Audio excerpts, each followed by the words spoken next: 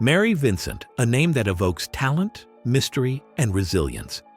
Known for her captivating works, she is also the survivor of a terrifying assault that altered her life and shocked the entire world. In 1978, as a teenager, Mary Vincent fell victim to a brutal attack that nearly claimed her life and left her with permanent scars. Brace yourselves, as this story will take you beyond appearances, into a realm where shadow and light intertwine. How did Mary Vincent find the strength to survive and transform her trauma into a source of artistic creation? What truths lie hidden in the twists and turns of her journey? Get ready to uncover a story that transcends mere crime reporting, a story of courage and resilience where every detail matters, and the smallest clue could change everything. Stay with us, for the unexpected awaits, and what you are about to hear might haunt you long after this episode ends. We find ourselves at the close of the 1970s, a time when hitchhiking was a common practice, seen as a simple and economical way to travel. American highways were often lined with young adventurers, arms outstretched and thumbs up, seeking a ride to their next destination. In this climate of freedom and trust, Mary Vincent, a 15-year-old girl, could not have imagined that her journey, starting on a California road in 1978, would take a tragic and life-altering turn. For Mary Vincent, that autumn day seemed like just another step in her journey toward a new future, but fate had other plans. Before diving deeper into this case, let me introduce you to our protagonist. Mary Vincent was born on May 15, 1963, in Las Vegas, Nevada. She grew up in a modest family surrounded by her parents and siblings, a perfectly normal start to life. From a young age, little Mary Vincent displayed a special talent for dance and music, two passions that shaped her childhood. She spent hours practicing, dreaming of becoming a professional dancer. Her family, though financially struggling, supported her artistic aspirations and encouraged her to pursue her dreams despite the obstacles. As a teenager, Mary Vincent stood out for her determination and zest for life. She was popular among her classmates, known for her radiant smile and generous spirit. The young girl continued to devote herself to dance, participating in various local competitions and winning several awards. However, adolescence was not without its challenges. Her family's financial situation became increasingly precarious, forcing Mary to work after school to help meet household needs. Despite these difficulties, Mary Vincent didn't give up on her ambitions. All this sounds great: unconditional family support, a consuming passion, a promising future. But inside Mary Vincent's mind, things weren't as bright as they seemed. This 15-year-old girl, with her dreams and aspirations, also struggled with insecurities, like many teenagers her age. From an early age, Mary felt different. She was particularly sensitive, reserved, and often in search of acceptance. Her appearance, though attractive, was a source of worry and distress for her. She frequently compared herself to other girls her age, and sometimes felt less pretty or less popular. Understandable, you might think, but it went much deeper than you can imagine. "Why am I never enough?" she would often ask herself while staring into the mirror. Family relations, too, were far from perfect, despite the image of the ideal family they tried to present to the outside world. In reality, just before the fateful event, Mary Vincent's relationship with her family was complicated. Though outwardly united, the family was marked by underlying tensions. Her father, often absent due to work, was a distant figure in her life. Her mother, while affectionate, was overwhelmed by domestic responsibilities and financial worries. Mary, the eldest sibling, had two younger brothers and sisters she frequently cared for, taking on a quasi-parental role due to her father's absence and her mother's workload. This increased responsibility forced her to mature prematurely, isolating her from the outside world. A revealing anecdote of these family tensions occurred one evening when Mary prepared a special dinner to celebrate her younger brother's birthday. Her father, unexpectedly returning that night, canceled the family celebration without explanation and took the family to a work-related event instead. Frustrated and hurt by this decision, Mary had a heated argument with her father, further escalating the familial tensions. This incident vividly illustrated the bottled-up frustrations and misunderstandings within the Vincent family, adding to an already heavy and tense atmosphere. Another striking incident happened on a Saturday afternoon when her mother, overwhelmed by work and financial stress, asked Mary to handle the weekly shopping and prepare meals for the weekend on her own. At just 14 years old, Mary found herself juggling an endless list of tasks, looking after her siblings, which was already her routine, but also cleaning the house and cooking. Though she managed to accomplish it all, this experience deepened her sense of isolation and being overburdened. Her mother, acknowledging her efforts, entrusted her with more and more responsibilities. Little Mary matured far too quickly, robbed of a carefree adolescence. All she ever wanted was to dance. "Mary, you're the eldest, you need to set an example." This constant pressure to excel and protect her siblings left her feeling overlooked and misunderstood, with acceptance, insecurities, and unhealthy family dynamics. Mary Vincent decided enough was enough. This sudden desire for change coincided with her graduation. Mary Vincent made the bold decision to leave and head to California to pursue a career in dance.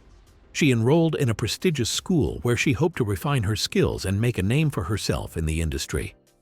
Her first days in California went fairly well. She embraced the bustling life of San Francisco, made new friends, and bonded with other students equally passionate about dance.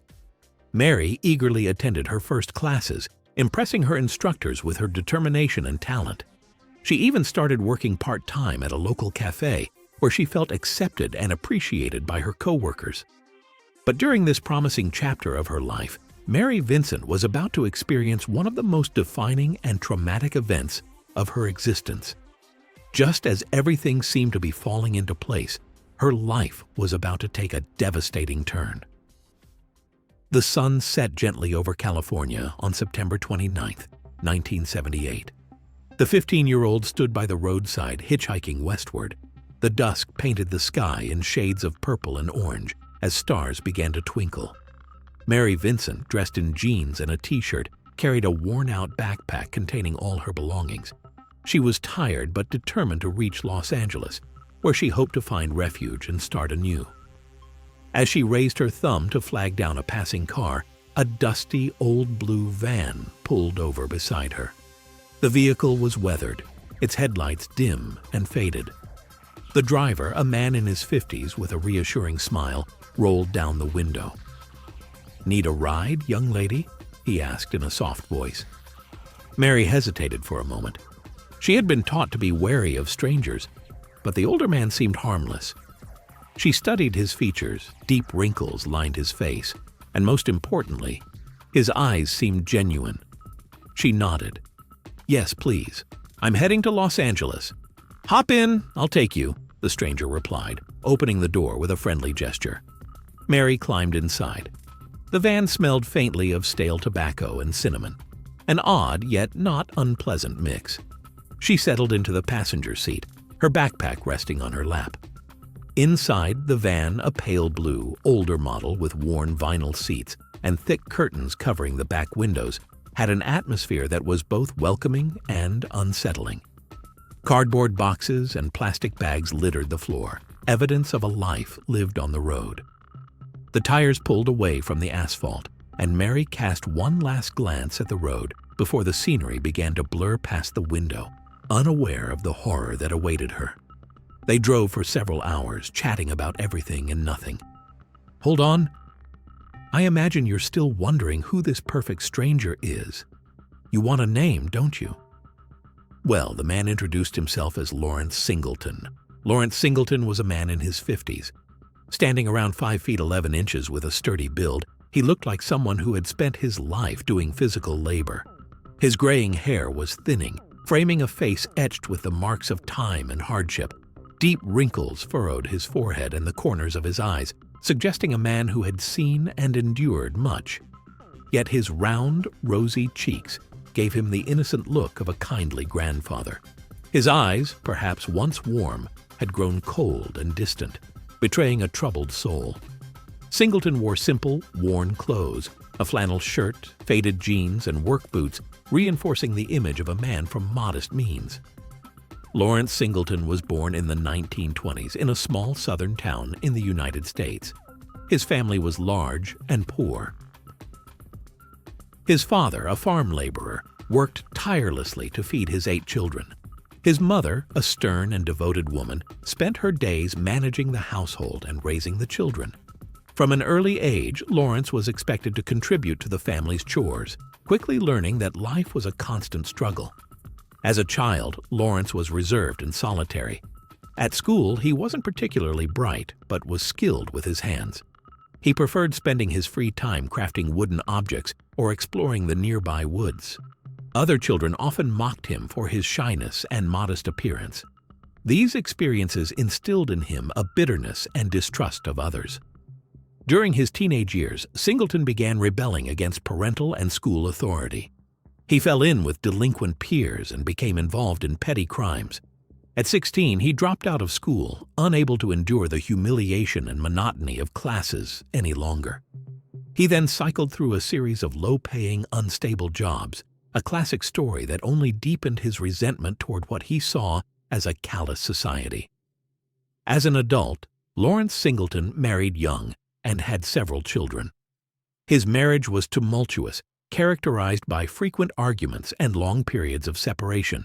His wife, exhausted by his outbursts of anger and violent behavior, eventually filed for divorce, a decision that seemed inevitable. This separation marked a critical turning point in Singleton's life. Isolated from his family and consumed by profound depression, he spiraled into alcoholism. His relationships with his children became strained and distant. Although his children cared for their father, they could not ignore his struggles with alcohol and his violent tendencies. Singleton grew increasingly unstable, losing one job after another. His connections with loved ones deteriorated, and he eventually lived alone in a dilapidated house, gradually cutting himself off from the outside world. Despite his appearance as a harmless old man or a doting grandfather, Lawrence Singleton concealed a deep darkness. A life filled with frustrations, failures, and resentment had turned him into a dangerous individual. This man, who was once an innocent child dreaming of a better future, had become lost in the depths of his own hatred and despair. Let's return to our journey. During the ride, Lawrence Singleton works to put Mary Vincent at ease. He talks about his family, his travels, and makes an effort to seem trustworthy. "You know, I have a daughter about your age," he says, while keeping his eyes on the road. "She lives with her mother now in Reno." He gives the impression of opening up, sharing personal details to appear like an ordinary, harmless man. Mary feels reassured, thinking there's no reason to worry. While he talks, she nods occasionally, pretending to listen. Her eyes drift to the passing scenery outside the window as her mind flits between memories and hopes for the future. Slowly, she begins to relax, her eyelids heavy with fatigue. "You should rest," Singleton suggests.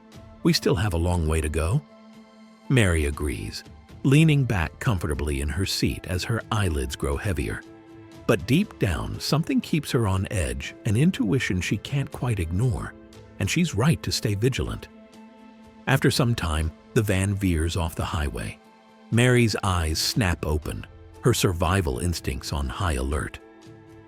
"Where are we going?" she asks, her voice trembling. Singleton smiles, but this time, the smile is anything but reassuring. "Don't worry, I know a shortcut," he says, steering onto a deserted road. Mary's heart begins to race. She realizes she needs to get out of the van. Frantically, she looks for a way to escape, but before she can act, Singleton stops abruptly, pulls out a hammer, and strikes her with brutal force. She fights back, but he is far stronger. "What?" she manages to whisper before losing consciousness. When Mary comes to, she finds herself bound inside the van. Singleton's face, now twisted into an expression of pure cruelty, looms over her. "Don't make a sound," he hisses, "or it'll be even worse for you." Mary's stomach knots with fear. She knows there's no one to hear her cries in this desolate area. Singleton drags her out of the vehicle, forcing her to endure unspeakable horrors. He hits her with a hammer, rapes her for hours, and tortures her by cutting off both of her forearms with a hatchet. Convinced that she is now dead, Lawrence Singleton throws Mary Vincent naked and covered in blood off a 30-foot cliff near Interstate 5 by Del Puerto Canyon in California.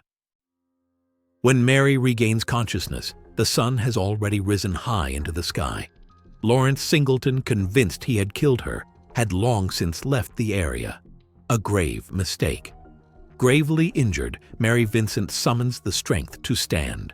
She manages to reduce the bleeding from her severed arms by pressing her stumps into the dirt, using the mud to slow the hemorrhage as she begins to climb the cliff. Step by step, blood pouring from her wounds, she walks. Driven by sheer will to survive, she stumbles forward for hours, covering nearly 3 miles on foot, naked, bloodied, and armless before she encounters a couple of truckers on the roadside. "Oh my God, call an ambulance!" one of them exclaims upon seeing Mary's condition. Despite her agony, Mary manages to whisper, "Help me!" She had narrowly escaped the grasp of death. The trucker's swift action saves her life. Rushed to the hospital, Mary is immediately attended to by a medical team ready to do whatever it takes to stabilize her condition. Faced with the severity of her injuries, the doctors act with remarkable precision and urgency. Mary is taken directly into surgery, where the surgeons work tirelessly to treat her wounds and stop the bleeding. After hours of surgery, she is moved to the intensive care unit. There, a team of trauma and psychological specialists take turns ensuring her physical and mental recovery. Nurses keep a constant watch, monitoring her vital signs and making sure she receives the best care possible. Despite the pain and shock, Mary demonstrates extraordinary courage and determination. She clings to life with an inner strength that commands the respect and admiration of everyone who meets her. Exhausted, she eventually falls into a deep sleep. Mary Vincent wakes the next day in a hospital room, her pale face illuminated by the harsh fluorescent lights. The steady beeping of machines monitoring her vitals is a reminder that she is still alive. Her eyes flutter open and settle on the worried face of her mother, sitting by her bedside. Mary whispers, her voice hoarse. "I'm here, sweetheart," her mother responds, tears welling up in her eyes. "You're safe now." Mary tries to move, but the pain overwhelms her. Looking down, she notices the absence of her arms and is overcome with horror. "My arms! Where are my arms?" she cries out, her breath quickening. "Shh! Calm down," a nurse says gently, stepping closer. "You've survived something terrible, but you're in good hands now. We'll help you get through this." In the hospital, Mary is surrounded by doctors and psychologists. Every day is a battle, but she refuses to lose hope. The following days are a blur of pain, confusion, and intensive care. Doctors and nurses work tirelessly around her, changing her dressings and administering pain medication. A few days later, 2 detectives visit Mary in her hospital room.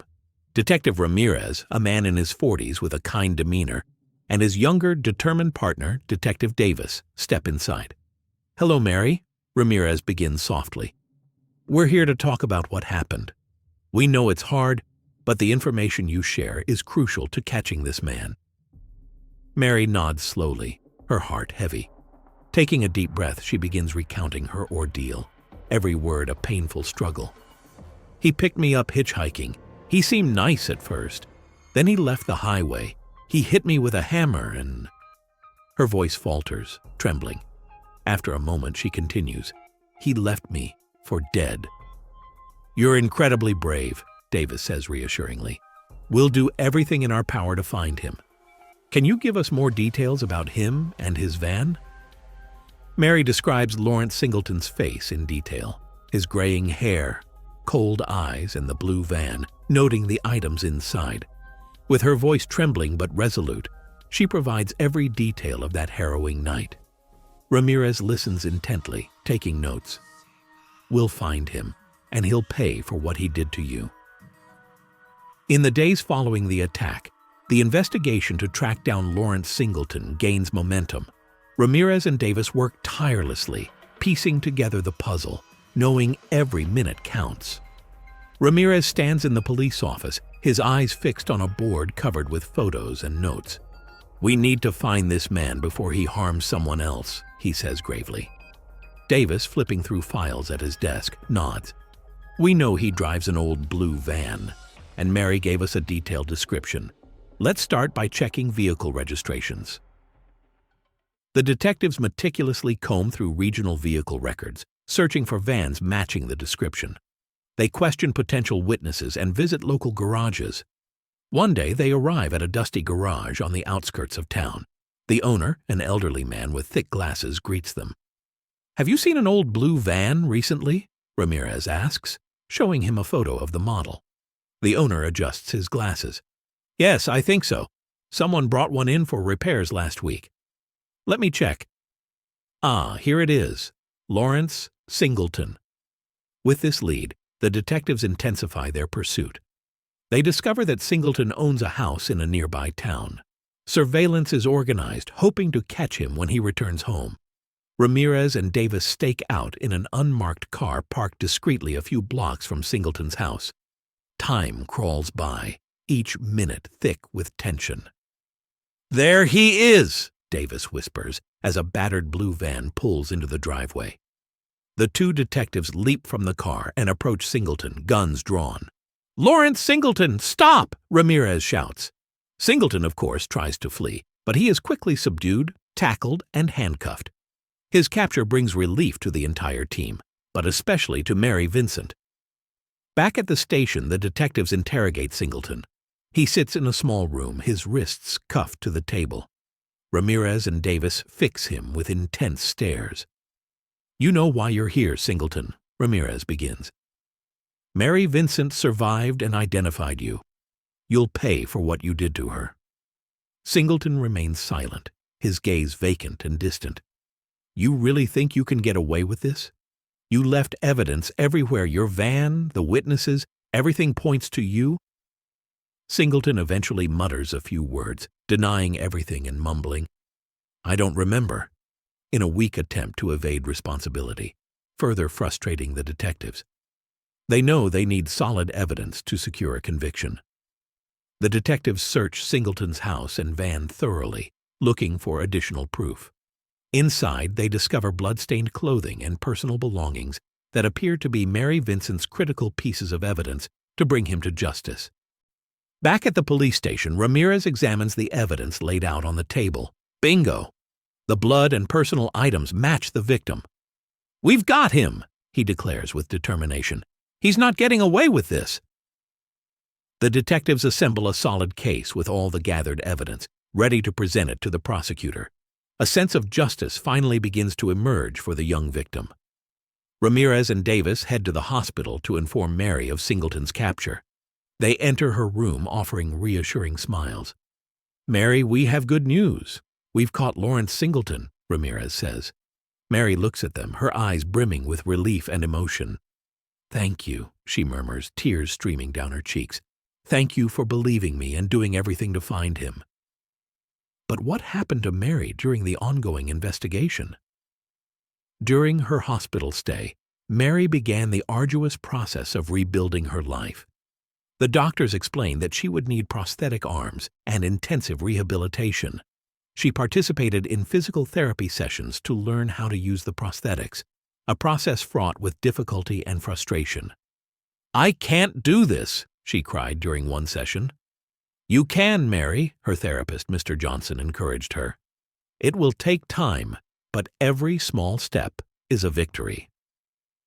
Mary also received intensive psychological support. She met regularly with Dr. Janet Hall, a psychologist who helped her process her trauma and played a critical role in her emotional recovery. "You survived something unimaginable," Dr. Hall told her, "but you're not alone. You have incredible strength within you. It's normal to feel anger and sadness, but remember you are remarkably strong. You can overcome this." After several weeks in the hospital, Mary was finally allowed to return home. Her family had prepared the house to accommodate her needs, modifying rooms to ease her movements. "It feels strange to be back," Mary told her mother. "Everything seems so normal." "We'll get through this together," her mother reassured her. "One day at a time." Mary began resuming daily activities, learning to live with her prosthetics. She joined support groups where she met other trauma survivors. During one meeting, Mary opened up, "Sometimes I feel so angry. Why did this happen to me?" "Anger is normal," another survivor replied. "What matters is how you use it.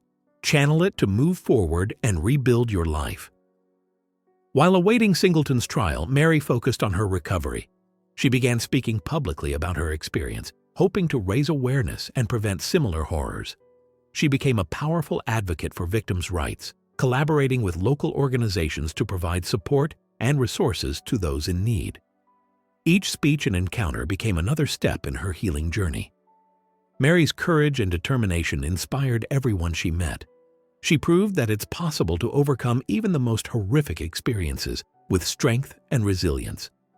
"My name is Mary Vincent, and I am a survivor," she began during her first public talk. "What happened to me was terrible, but I refuse to let it define my life. I'm not a victim," she declared proudly during a television interview.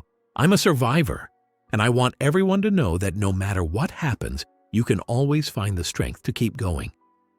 Mary also worked to rebuild her family relationships. Her parents, devastated by what had happened, became more present and understanding. They supported her through every stage of her recovery, strengthening their familial bond. "We're here for you," her mother told her, embracing her tightly. "Together, we'll get through this." Meanwhile, Mary prepared herself for the trial, knowing her testimony would be pivotal in convicting Singleton. She understood it wouldn't be easy, but she was ready to face anything to seek justice. The inner strength of Mary Vincent and her journey of recovery are powerful testaments to human resilience. Despite the horror of her experience, she refuses to let Singleton's violence dictate her life, choosing instead to transform her pain into a rallying cry for justice and victim support. A few weeks later, the trial of Lawrence Singleton finally begins. Mary, still traumatized, prepares to face her attacker in court. The trial opens on June 12, 1979, in a small courtroom in San Diego, California. That day, the room is packed with journalists, onlookers, and supporters of Mary Vincent, all there to stand by the young girl in her fight for justice. The atmosphere is electric, with every whisper and movement magnified by the gravity of the case. Mary, barely 16 years old, stands beside her parents, nervously holding her mother's hand with her prosthetic arm, which she has begun to adjust to. She wears a simple blue dress, her long brown hair framing a face marked by both determination and pain. At the other end of the courtroom sits Lawrence Singleton, wearing an ill-fitting dark suit, his expression blank and detached. Mary gazes at the man who destroyed her life, struggling to maintain her composure. She knows her testimony is crucial to ensuring his conviction. Presiding over the trial is Judge Roberts, a middle-aged man with a stern demeanor. He begins the session with the bang of his gavel. "Court is now in session. We will begin with opening statements. Mr. Prosecutor, you may proceed." Prosecutor James Caldwell rises, adjusts his glasses, and faces the jury. "Ladies and gentlemen of the jury, this trial concerns one of the most heinous crimes this city has ever witnessed. Mary Vincent, just 15 years old at the time, was the victim of a brutal and inhumane assault by this man, Lawrence Singleton. We will present irrefutable evidence of his guilt and ensure justice is served for Mary." Defense attorney Thomas Anderson follows, addressing the jury. "Ladies and gentlemen, I ask you to keep an open mind and remember that my client is presumed innocent until proven guilty. We will show that the accusations against him are based on inconsistent testimonies and circumstantial evidence." The first day of the trial features Mary's powerful testimony. Escorted to the stand by the bailiff, she takes a deep breath before beginning her account. The fateful moment arrives. "Tell us what happened that night, Mary," Prosecutor Caldwell asks gently. Mary takes another deep breath, her hands trembling, and begins. "I was hitchhiking to Los Angeles. Mr. Singleton picked me up and offered me a ride. At first he seemed nice, but everything changed when he left the highway. She recounts the horrific events of that night, her voice steady but her eyes brimming with tears. The courtroom falls silent, each word from Mary cutting through the air like a blade. "He hit me with a hammer and left me for dead," she says, pausing as emotion overtakes her. After regaining her composure, she adds, "But I woke up and I managed to walk to a road where a trucker couple found me." Caldwell nods, visibly moved. "Thank you, Mary. You've been incredibly brave." During cross-examination, the defense attempts to cast doubt. "Mary, you were in shock that night, correct? Is it possible your memory is unclear?" Anderson presses. Mary stares at him with fierce intensity. "No, sir. I remember every detail. That's something you don't forget." In the following days, experts testify about the evidence. Medical examiner Dr. Alan Roberts describes the extent of Mary's injuries. The cuts and fractures indicate extreme violence. The injuries are consistent with the use of a blunt object such as a hammer. Prosecutor Caldwell presents photographs of Mary's wounds, eliciting horrified murmurs from the courtroom. Psychologist Dr. Janet Hall speaks to the psychological impact of the attack. Mary suffers from severe post-traumatic stress disorder. Her nightmares and panic attacks are direct results of the assault. The defense, overwhelmed by damning evidence, shifts tactics. They argue that Singleton was not in his right mind during the attack.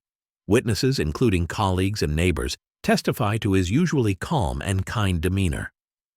"I've known Lawrence for years," one former coworker states. "He's never shown any signs of violence." The defense also presents toxicologist Dr. Michael Harris, who suggests that Singleton may have acted under the influence of alcohol or other substances. Toxins can impair judgment and alter behavior. It's possible Mr. Singleton was unaware of his actions.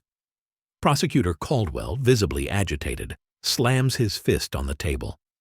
Regardless of his mental state, Singleton's actions were premeditated and unimaginably cruel. Mary Vincent endured unspeakable horror, and he must be held accountable. Then a dramatic twist.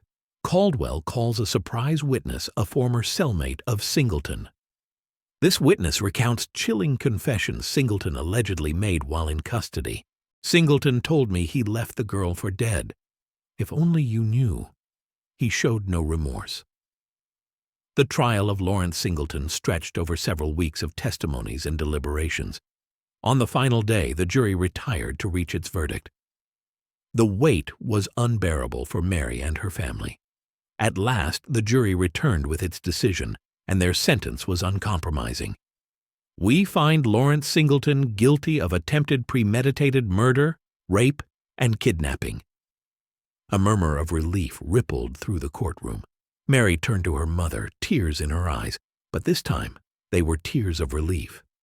Singleton, however, remained emotionless, his face frozen in an expression of indifference. Judge Roberts addressed the court to deliver the sentence. "Lawrence Singleton, your actions were unimaginably cruel. You tried to destroy a young life with unthinkable violence. I sentence you to the maximum penalty under the law, 14 years in prison." The courtroom erupted in protest.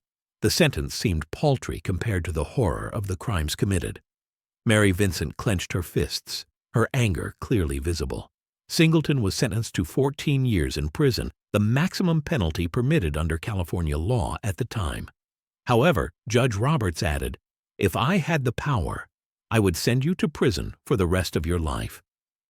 Larry Singleton was also ordered to pay $2.56 million in damages, but Mary Vincent was unable to collect the compensation due to Singleton's insolvency. After the trial, Mary Vincent resolved to keep fighting for justice. She became a passionate advocate for victims' rights, pushing for harsher penalties for violent crimes.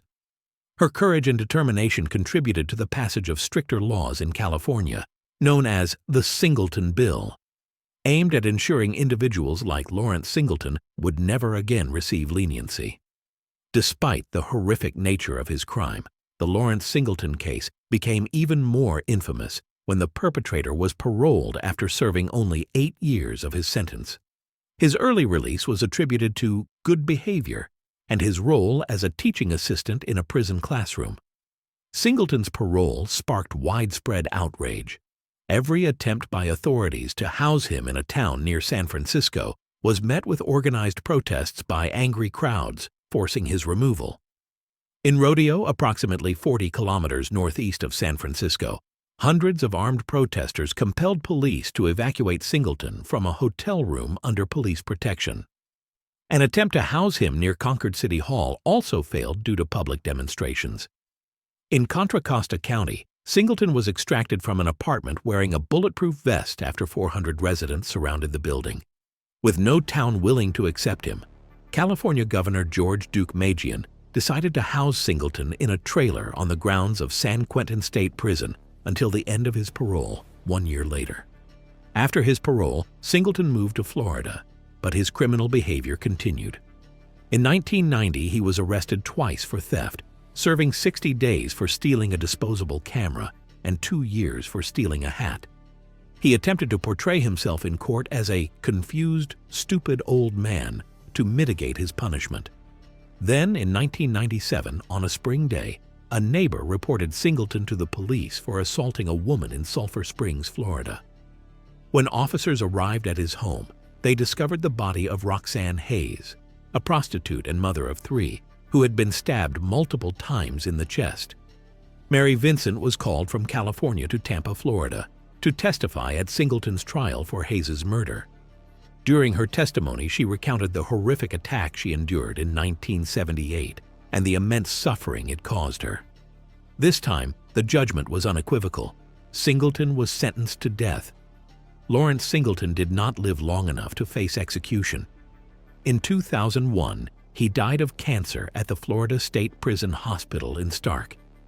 Mary Vincent's story and resilience remain a powerful reminder of the strength of the human spirit in the face of unimaginable cruelty, and her advocacy continues to inspire change for victims of violent crimes.